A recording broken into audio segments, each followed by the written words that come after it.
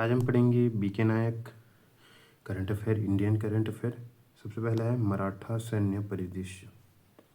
भारत के यूनेस्को का 44वां विश्व विरासत स्थल।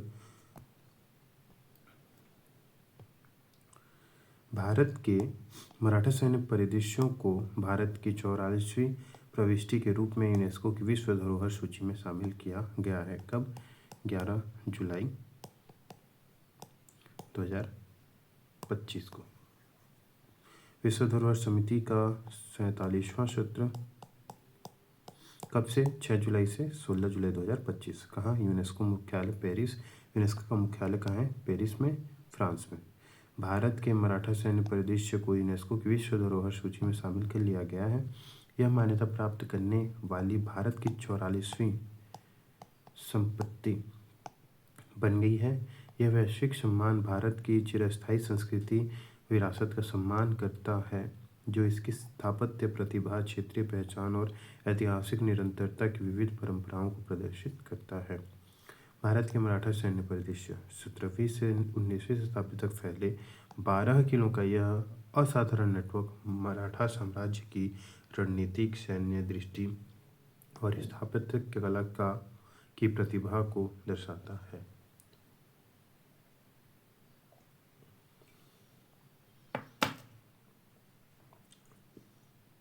महाराष्ट्र और तमिलनाडु राज्यों में फैले चयनित स्थलों में महाराष्ट्र में सल्हेर, शिवनेरी, लोहगढ़, खंडेरी, रायगढ़, राजगढ़, प्रतापगढ़, स्वर्णदुर्ग, पन्हाला, विजयपुर और सिंधुदुर्ग के साथ साथ तमिलनाडु में गिंगी किला भी शामिल है।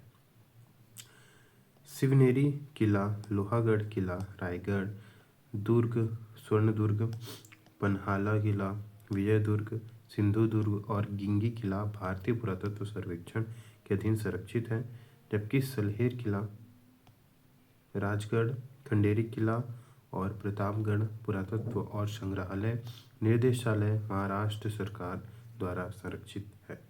सल्हेर, शिवनेरी, लोहागढ़, रायगढ़, राजगढ़ और जिंजी पहाड़ी इलाकों में स्थित है और इसलिए इन्हें पहाड़ी किले कहा जाता है।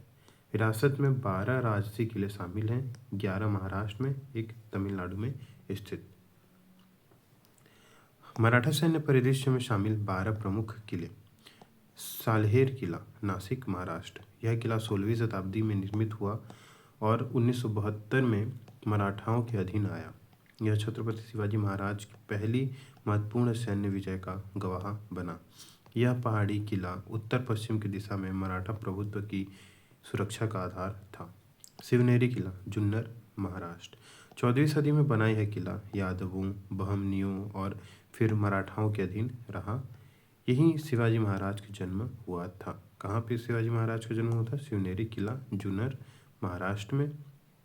14वीं सदी में यह किला यादवों, बहमनियों और फिर मराठाओं के अधीन रहा। यह किला सांस्कृतिक और ऐतिहासिक दृष्टि से अत्यंत महत्वपूर्ण है। लोहगढ़ किला, लोनावला, महाराष्ट्र। 1564 में निर्मित यह किला पहले बहमनी सुल्तानों के अधीन था और बाद में शिवाजी महाराज ने इसे सह्याद्री दर्रा पर नियंत्रण हेतु मराठा सैन्य प्रणाली में सम्मिलित किया। खंडेरी किला, मुंबई तट, महाराष्ट्र। 1679 में समुद्री रक्षा के उद्देश्य से शिवाजी महाराज द्वारा निर्मित यह द्वीपीय किला मराठा नौसेना की सामरिक उपस्थिति का प्रतीक था। रायगढ़ किला, रायगढ़, महाराष्ट्र। मूल रूप से 1030 में निर्मित इस किले का पुनर्निर्माण 1674 में शिवाजी महाराज ने करवाया और इसे मराठा साम्राज्य की राजधानी बनाया। यहीं उनका राज्याभिषेक भी हुआ। राजगढ़ किला, पुणे, महाराष्ट्र। 1646 में शिवाजी महाराज द्वारा चुनी गई प्रारंभिक राजधानी रहा। यह पहाड़ी किला मराठा सैन्य अभियानों की नींव का गवाह बना। प्रतापगढ़ किला, सतारा, महाराष्ट्र। 1656 में बने इस किले में शिवाजी और अफजल खां के बीच युद्ध हुआ था। यह घने जंगलों में स्थित पहाड़ी वन किला गुरिल्ला युद्ध के लिए आदर्श था। स्वर्णदुर्ग किला, रत्नगिरी, महाराष्ट्र। 1660 के बाद शिवाजी महाराज द्वारा निर्मित यह किला डच और ब्रिटिश नौसेना गतिविधियों पर नजर रखने के लिए तटीय रेखा पर बनाया गया था।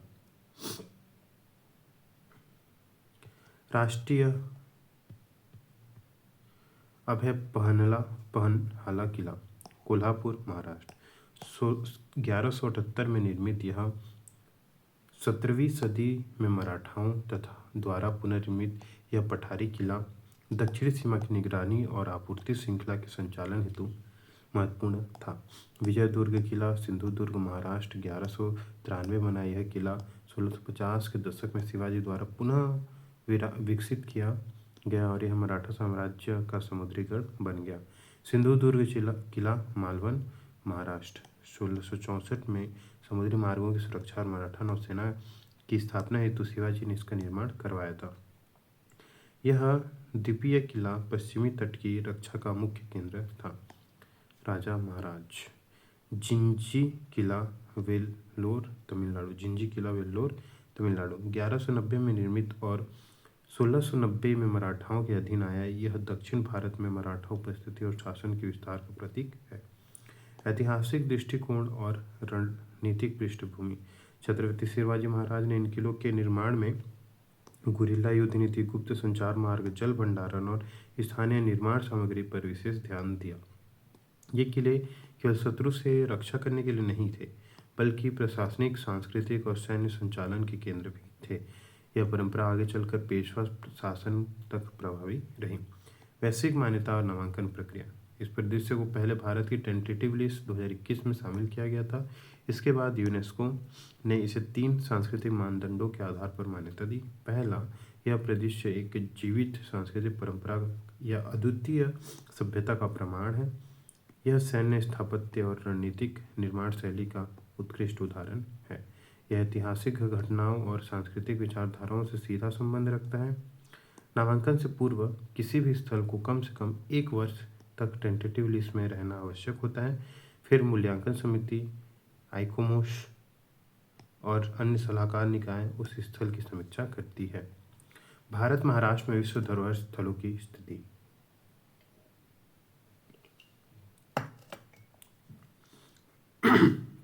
भारत की स्थिति जुलाई 2025 तक। कुल कितने? 44, सांस्कृतिक 36, प्राकृतिक 7 और 1 मिश्रित। टेंटेटिव लिस्ट में भारत के 62 लिस्ट अभी भी शामिल हैं। भारत का वैश्विक रैंक 6वां, एशिया प्रशांत में चीन के बाद दूसरा।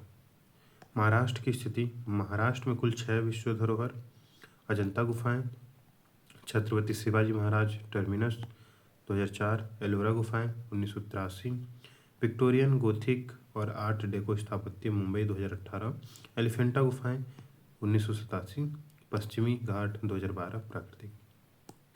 संरक्षण की वर्तमान स्थिति। ASI भारतीय पुरातत्व सर्वेक्षण द्वारा संरक्षित किले शिवनेरी, लोहगढ़, रायगढ़, स्वर्णदुर्ग, पन्हाला, विजयदुर्ग, सिंधुदुर्ग, जिंजी हैं। महाराष्ट्र राज्य पुरातत्व निदेशालय द्वारा संरक्षित किले साल्हेर, राजगढ़, खांदेरी, प्रतापगढ़ हैं। इन दोनों एजेंसियों द्वारा किलों का रख रखाव, संरचनात्मक मरम्मत और पर्यटकों के लिए सुविधाओं का विकास किया जाता है। मराठा सैन्य परंपरा का महत्व। छत्रपति शिवाजी द्वारा विकसित स्वदेशी सैन्य नीति भारतीय इतिहास में अद्वितीय थी। उन्होंने न केवल किलों को प्राकृतिक ढाल के रूप में देखा, बल्कि उन्हें राज्य संचालन के केंद्र में भी बदला। उनकी स्थिति में स्थायी जन भागीदारी, स्वावलंबन और विकेंद्रीकृत शासन व्यवस्था का स्पष्ट झलक मिलती है। इन किलों के माध्यम से मराठों ने यह सिद्ध किया कि रक्षा केवल युद्ध से नहीं, बल्कि और सुव्यवस्थित योजना, सामरिक नागरिक दृष्टिकोण, जन समर्थन से होती है। यूनेस्को की विश्व विरासत सूची में नवीनतम भारतीय स्थल। 41वां शांति निकेतन 2023, पश्चिम बंगाल। होयलेश्वर मंदिर 2023, कर्नाटक। चराईदेव मोइदम्स 2024, असम। मराठा सैन्य परिदृश्य 2025, महाराष्ट्र, तमिलनाडु। सारनाथ यूनेस्को में भारत का नामांकन के रूप में पेश। सारनाथ यूनेस्को में भारत के नामांकन के रूप में पेश। सरकार ने लोकसभा में बताया कि भारत ने इस वर्ष प्राचीन बौद्ध स्थल सारनाथ शीर्षक से एक फाइल यूनेस्को विश्व धरोहर केंद्र 2025-26 नामांकन चक्र के लिए पेश की है। ये हुआ यूनेस्को विश्व धरोहर मराठा सैन्य परिदृश्य, जो कौन सा है, 44वां नंबर है। इसमें टोटल 12 किले हैं और भारत के कितने 44 शामिल हैं, सांस्कृतिक 36 और प्राकृतिक 7 और मिश्रित 1, और अभी 62 जो है वो टेंटेटिव लिस्ट में है। टेंटेटिव लिस्ट में 1 साल कम से कम रहना पड़ता है, उसके बाद वो स्थायी सूची में आते हैं। यूनेस्को की विश्व सूची में नवीनतम भारतीय स्थल देखें तो 41वां है शांति निकेतन 2023, 42वां होयलेश्वर, तीसरा है ये मतलब 43वां है चराईदेव मोइदम्स और 44वां है मराठा सैन्य परिदृश्य, और अभी हाल में सारनाथ को भेजा गया है नामांकन के लिए। अब है राष्ट्रीय आपातकाल के 50 वर्ष। कब लागू हुआ था? 25 जून 1975 से 21 मार्च 1977 तक। अब 25 जून को संविधान हत्या दिवस के रूप में मनाया जाता है। 25 जून को संविधान हत्या दिवस के रूप में मनाया जाता है। 25 जून 2025 को गृह मंत्री श्री अमित शाह ने लोकतंत्र जिंदाबाद यात्रा को हरी झंडी दिखाई। 25 जून 1975 को राष्ट्रीय आपातकाल श्रीमती इंदिरा गांधी के प्रधानमंत्री रहते हुए लगाई गई थी। आपातकाल 1975 से 77 का कार्यक्रम। 25 जून 1975 इलाहाबाद हाईकोर्ट द्वारा इंदिरा गांधी का चुनाव रद्द। जस्टिस जगमोहन लाल सिन्हा ने इंदिरा गांधी को चुनावी भ्रष्टाचार का दोषी ठहराया और 6 साल तक चुनाव लड़ने पर रोक लगाई।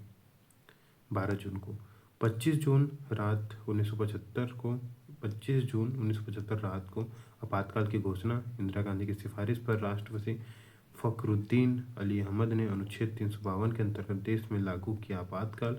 रात को दिल्ली में प्रेस क्षेत्र की काटी गई बिजली। 26 जून 1975 सुबह देशवासियों को मिली आपातकाल की जानकारी। ऑल इंडिया रेडियो से प्रेस पर सख्त सेंसरशिप लागू। विपक्षी नेताओं की गिरफ्तारियां शुरू। 4 जुलाई 1975 राष्ट्रीय स्वयंसेवक संघ पर लगाया प्रतिबंध। संघ के स्वयंसेवकों ने भूमिगत रहकर जारी किया आंदोलन। 1975-76 दमन व्यापक स्तर पर। विपक्षी नेताओं जैसे जयप्रकाश नारायण, मोरारजी देसाई, अटल बिहारी वाजपेयी, लालकृष्ण आडवाणी समेत हजारों गिरफ्तार।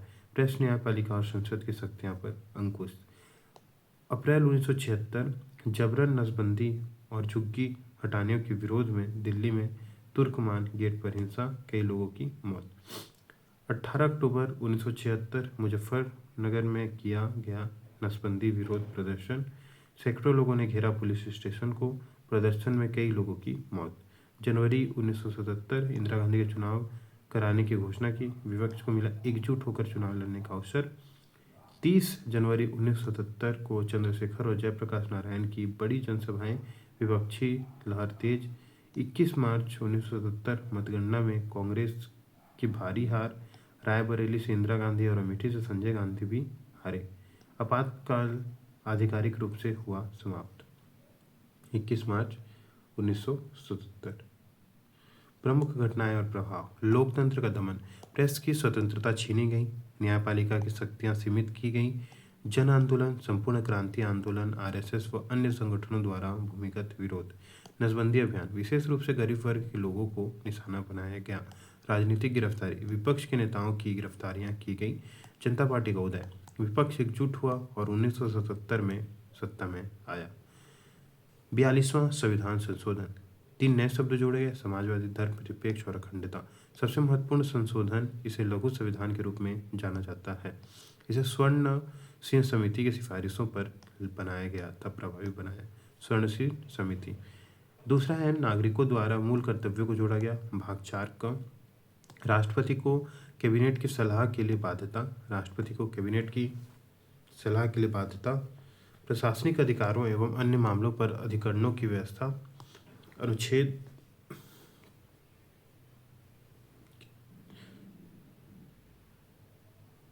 अनुच्छेद 17 जोड़ा गया।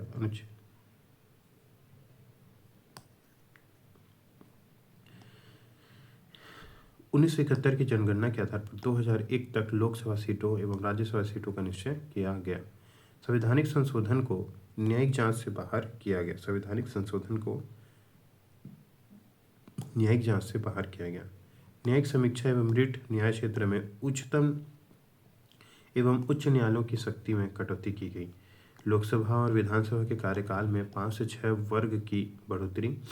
निदेशक तत्वों में के क्रियान्वयन हेतु बनाई गई विधियों को न्यायालय द्वारा इस आधार पर अवैध नहीं किया जा सकता कि ये कुछ मूल अधिकारों का उल्लंघन है। संसद को राष्ट्रीय विरोधी क्रियाकलापों के संबंध में कार्यवाही करने के लिए विधियां बनाने की शक्ति प्रदान की गई और ऐसी विधियां मूल अधिकारों पर अभी भावी होंगी। 3 नए निदेशक तत्व जोड़े गए, अर्थात समान न्याय और निःशुल्क विधिक सहायता, उद्योगों के प्रबंध में कर्मकारों का भाग लेना, पर्यावरण का संरक्षण तथा संवर्धन और वन तथा वन्य जीवों की रक्षा। भारत के किसी भाग में राष्ट्रीय आपदा की घोषणा। राज्य में राष्ट्रपति शासन के कार्यकाल में एक बार में 6 माह से 1 साल तक बढ़ोतरी। राज्य में राष्ट्रपति शासन के कार्यकाल में एक बार में 6 माह से 1 साल तक की बढ़ोतरी। केंद्र को किसी राज्य में कानून एवं व्यवस्था बनाए रखने के लिए सैन्य बल भेजने की शक्ति। अब है सबसे दुखनीय दिन, अहमदाबाद विमान हादसा। एयर इंडिया ने बयान जारी कर बताया कि अहमदाबाद से लंदन जा रहे यात्री विमान Air India 171 Boeing 787 take off के 1.38 मिनट दोपहर करने के 2 मिनट बाद 1:40 दोपहर में अहमदाबाद के मेडिकल कॉलेज हॉस्टल क्षेत्र मेहसाना रोड के पास दुर्घटनाग्रस्त हो गई। मुख्य तारीख 12 जून 2025। समय 1:40 भारतीय समय। Flight air India 171 Boeing 787 dream liner.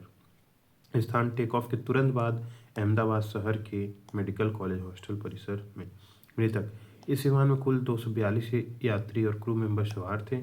इसमें से 169 भारतीय, 53 ब्रिटिश, 7 पुर्तगाली और 1 कनाडाई नागरिक हैं।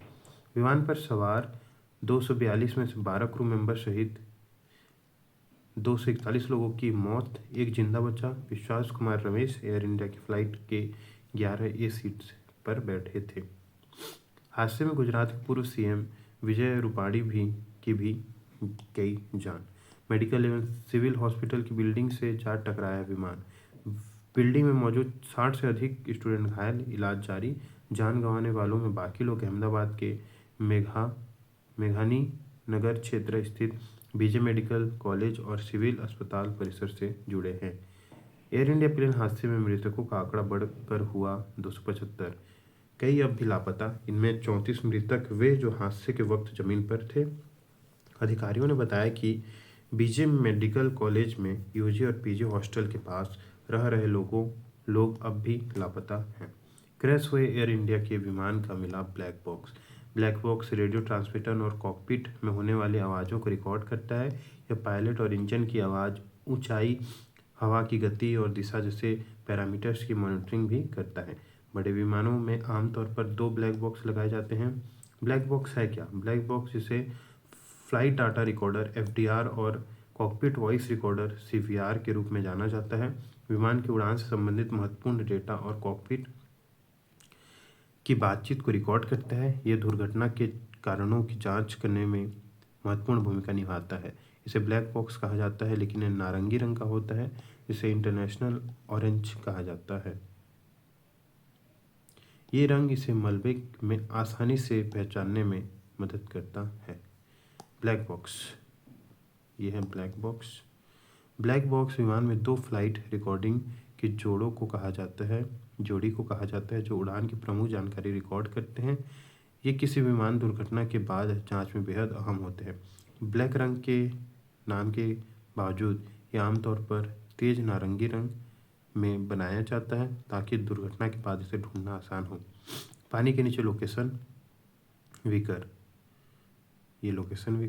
ये उसके power supply, CVR cockpit voice recorder, insulation और थर्मल ब्लॉक, फ्लैश मेमोरी और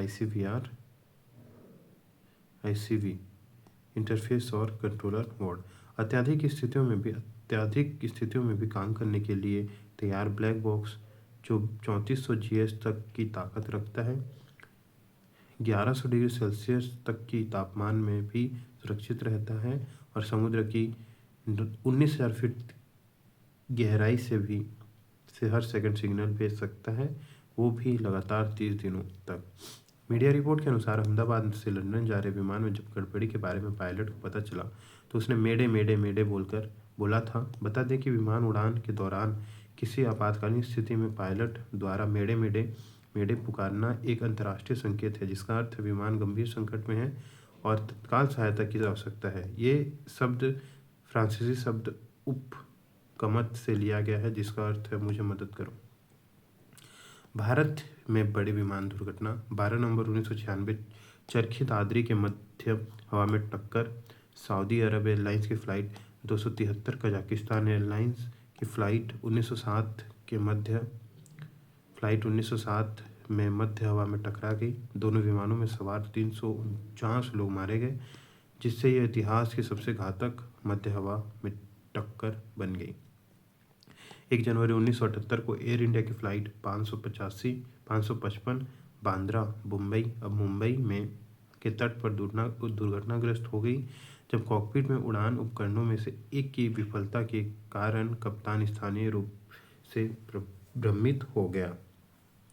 विमान में सवार सभी 213 लोग मारे गए। 22 मई 2010 एयर इंडिया एक्सप्रेस की उड़ान 812 दुबई मैंगलोर मार्ग पर उड़ान भरने वाला बोइंग 737-800 मैंगलोर अंतर्राष्ट्रीय हवाई अड्डे पर उतरते समय रनवे से 40 किलोमीटर प्रति से आगे गया, जिससे विमान में सवार 158 यात्रियों की मौत हो गई। अब है इजराइल का ईरानी परमाणु ठिकानों पर हमला। 13 जून 2025 जवाब में ईरान ने 150 मिसाइलें दागी। इजरायली हमले में 13 जून 2025 को ईरान में 78 लोग मारे गए और 350 से ज़्यादा घायल हुए। इजराइल इस लोकेशन को ऑपरेशन राइजिंग लायन के नाम दिया, ऑपरेशन राइजिंग लायन। ईरान ने पलटवार किया, इसे ट्रू प्रॉमिस 3 नाम दिया, ट्रू प्रॉमिस 3। इजराइल निशाने पर थी नाताज परमाणु संयंत्र अंडरग्राउंड लैब। नाताज परमाणु संयंत्र अंडरग्राउंड लैब ईरान की राजधानी तेहरान से 220 किलोमीटर दक्षिण में नाताज संयंत्र है। दरअसल नातांज में ईरान के सबसे बड़े अंडरग्राउंड परमाणु लेबोरेटरी है। 7 चरणों में किया इजराइल ने हमला। पहला हमला वरिष्ठ सैन्य अधिकारियों को निशाना बनाया। दूसरा हमला ईरान के टॉप परमाणु वैज्ञानिकों पर हमला। तीसरा हमला नातांज परमाणु केंद्र और राजधानी तेहरान में मिसाइल प्रणालियों पर हमला। चौथा हमला मिसाइल डिफेंस सिक्योरिटी सिस्टम पर हमला। पांचवा हमला शाम 4 बजे के बाद ईरान में के तबरीज एयरपोर्ट और सिराज पर हवाई हमले। छठा हमला पश्चिम ईरान में सतह से हवा में और बैलिस्टिक मिसाइल सिस्टम पर हमला किया गया। सातवां हमला रात 10 बजे के बाद फोर्डो और इस्फहान परमाणु साइट पर हमला। इजरायली हमले में मारे गए ईरानी सैन्य general major general Mohammad Bagheri, Iran के चीफ ऑफ स्टाफ सेना और रेवोल्यूशनरी गार्ड, सर्वोच्च नेता अयातुल्ला खामेनेई के बाद देश के दूसरे सबसे बड़े सैन्य अधिकारी हैं। जनरल हुसैन सलामी, Islamic revolutionary guard corps IRGC के commander in chief, brigadier general Amir Ali हाजी जादे हैं। IRGC की एरोस्पेस फोर्स के प्रमुख, मिसाइल और ड्रोन कार्यक्रम के मुख्य जिम्मेदार। जनरल गुलाम अली राशिद, ईरानी सेना के डिप्टी कमांडर और खतम उल अनबिया हेडक्वार्टर के प्रमुख। हमले में मारे गए परमाणु वैज्ञानिक डॉक्टर फरीदून अब्बासी दवानी, ईरान के परमाणु ऊर्जा संयंत्र AEOI के पूर्व प्रमुख, नातांज केंद्र के सीनियर साइंटिस्ट वैज्ञानिक डॉक्टर मोहम्मद मेहदी तहरानची, परमाणु भौतिक विज्ञानी और इस्लामिक आज़ाद यूनिवर्सिटी ईरान की सबसे बड़ी निजी यूनिवर्सिटी के अध्यक्ष अब्दुल हमीद मुनवेचर, मीनू चेहर शाहिद बेहिश्ती यूनिवर्सिटी के न्यूक्लियर इंजीनियर विभाग के डीन, अहमद रजा जोल्फगारी शाहिद बेहिश्ती यूनिवर्सिटी में परमाणु इंजीनियरिंग के प्रोफेसर, अमीर हुसैन फकीही AEOI के पूर्व उपाध्यक्ष, परमाणु विज्ञान एवं प्रौद्योगिकी संस्थान के प्रमुख रहे, मुत्ता लेप्चादेह पूरी पहचान अज्ञात, एक अज्ञात परमाणु वैज्ञानिक। इसराइल राजधानी जेरूसलम, घोषित राजधानी, वस्तु स्थिति विवादित, कई देश तेल अवीव को राजनयिक राजधानी के रूप में मान्यता देते हैं।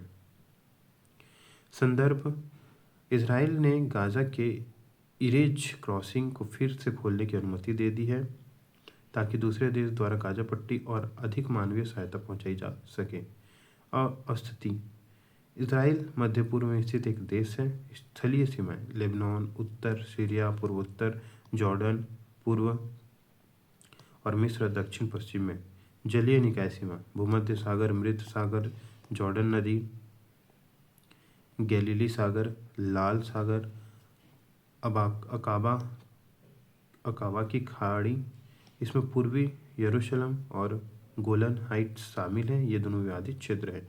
इरेज क्रॉसिंग के बाद में यह इसराइल और उत्तरी गाजा पट्टी के बीच एक बॉर्डर क्रॉसिंग है। अब है वक्फ अधिनियम 2025। विधेयक लोकसभा में प्रस्तुत 2 अप्रैल 2025। कुल वोट 520, पक्ष में 288, विपक्ष में 238।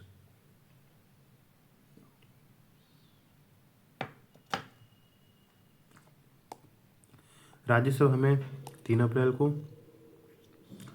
वोट पड़े 223, पक्ष में 128, विपक्ष में 95।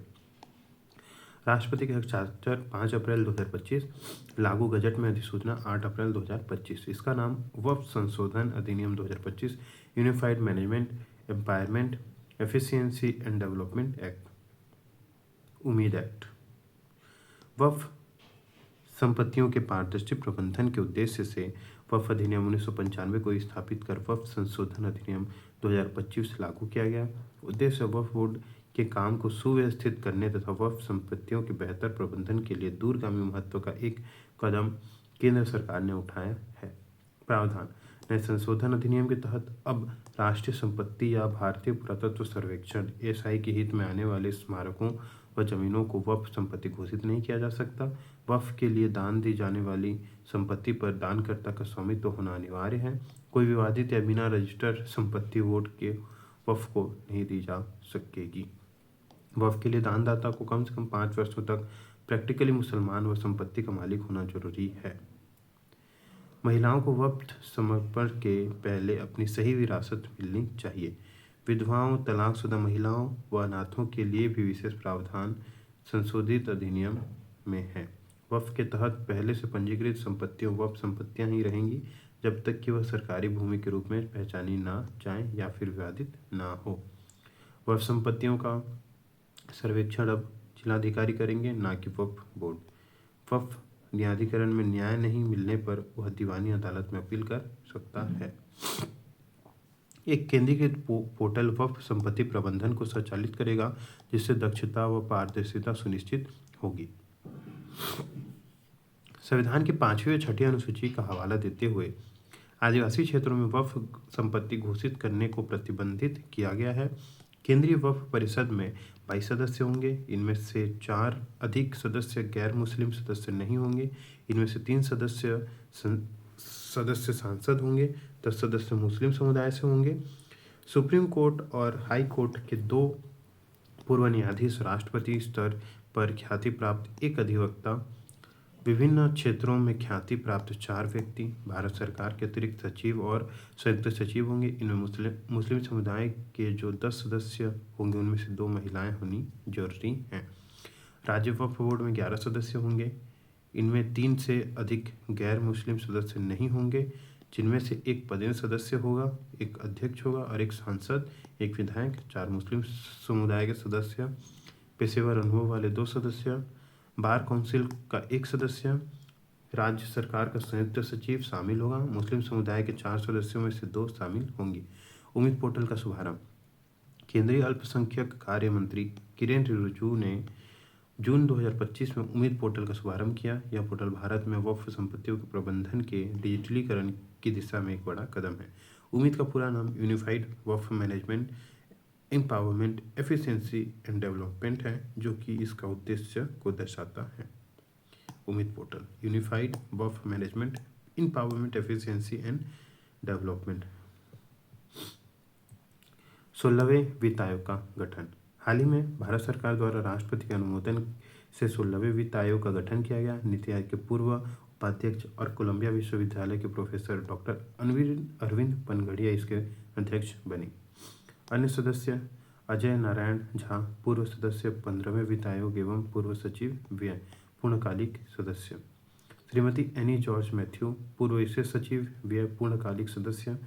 डॉक्टर निरंजन राजाध्यक्ष, कार्यकारी निदेशक अर्था ग्लोबल, पूर्णकालिक सदस्य। डॉक्टर सौम्या कांति घोष समूह, मुख्य आर्थिक सलाहकार, भारतीय स्टेट बैंक, अंशकालीन सदस्य। परिचय। भारत के संविधान 1950 में सीसीआई का अनुच्छेद 280 एक वित्त आयोग के गठन का प्रावधान करता है, जो कि एक अर्ध न्यायिक निकाय है। इसका गठन भारत के राष्ट्रपति द्वारा किया जाता है।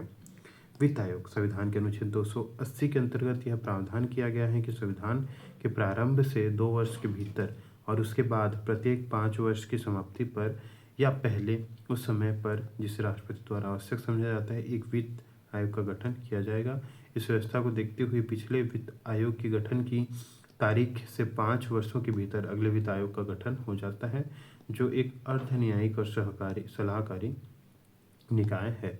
वित्त आयोग की संरचना। अनुच्छेद 280(2) में कहा गया है कि संसद विधि द्वारा उन अहर्ताओं का जो आयोग के सदस्यों के रूप में नियुक्ति के लिए अपेक्षित होंगी, उस रीति का जिससे उसका चयन किया जाएगा, अवधारण कर सकेंगी। वित्त आयोग में एक अध्यक्ष और 4 अन्य सदस्य होते हैं, जिन्हें राष्ट्रपति द्वारा नियुक्त किया जाता है। वे उस अवधि के लिए सेवा करते हैं जो राष्ट्रपति अपने आदेश में निर्दिष्ट करता है तथा वे पुनर्नियुक्त हेतु पात्र होते हैं। वित्त आयोग के कार्य। भारत के राष्ट्रपति को यह सिफारिश करना कि संघ एवं राज्यों के बीच करों की शुद्ध प्राप्तियों को कैसे वितरित किया जाए एवं राज्यों के बीच ऐसे आगमों का आवंटन कैसे किया जाए। निर्णय लेने के लिए अनुच्छेद 275 के तहत संचित निधि में से राज्यों का अनुदान सहायता दिया जाना चाहिए। राज्य वित्त आयोग द्वारा की गई सिफारिशों के आधार पर पंचायतों एवं नागरिकों के संसाधनों की आपूर्ति हेतु राज्यों की संचित निधि में संवर्धन के लिए आवश्यक कदमों की सिफारिश करना। वित्त आयोग निम्नलिखित मामलों पर सिफारिश करेगा, अर्थात गठन 1 अप्रैल 2026 से अप्रैल 31 मार्च 2031 तक के लिए सिफारिश हेतु 5 वर्ष। रिपोर्ट 31 अक्टूबर 2025 तक उपलब्ध कराएगा। 15वें वित्त आयोग की सिफारिशें 2020-21 से 25-26 के लिए थी। इसके अध्यक्ष श्री एन के सिंह थे। पहला वित्त आयोग 1951 केसी नियोगी 1952 से 57। 11वां वित्त आयोग 1998 एम खुसरो 2000 से 2005। 12वां 2002 श्री रंगराजन 2005 से 2010। 13वां 2007 डॉक्टर विजय एल केलकर 2010 से 2015। 14वां 2013 से डॉक्टर वाई वी रेड्डी 15 से 20। 15वां 2017 एनके सिंह 2020 से 21। ठीक। अब है 16वां वित्त आयोग, जिसके अध्यक्ष अरविंद पनघड़िया जी हैं। इसके बाद देखेंगे केंद्रीय मंत्रिमंडल के निर्णय 2025।